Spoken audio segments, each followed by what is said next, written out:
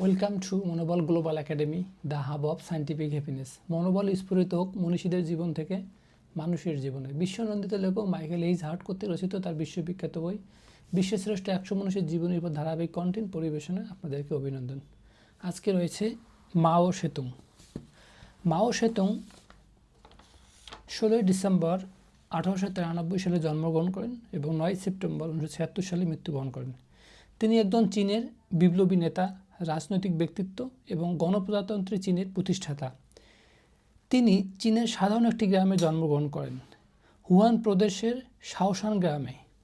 1921 সালে চীনে communist party প্রতিষ্ঠায় গুরুত্বপূর্ণ ভূমিকা রাখেন।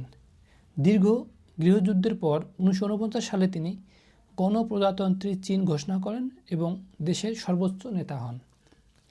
তার নেতৃত্বে ভূমি সংস্কার, সমাজতান্ত্রিক রাষ্ট্র ব্যবস্থা এবং শিল্পায়নের উদ্যোগ গ্রহণ করা হয়। গ্রেট লিপ ফরওয়ার্ড ও সাংস্কৃতিক বিপ্লব তার শাসনামলের সবচেয়ে আলোচিত ঘটনা। মাও সেতুং খুবই সাধারণ পরিবারে জন্মগ্রহণ করেন।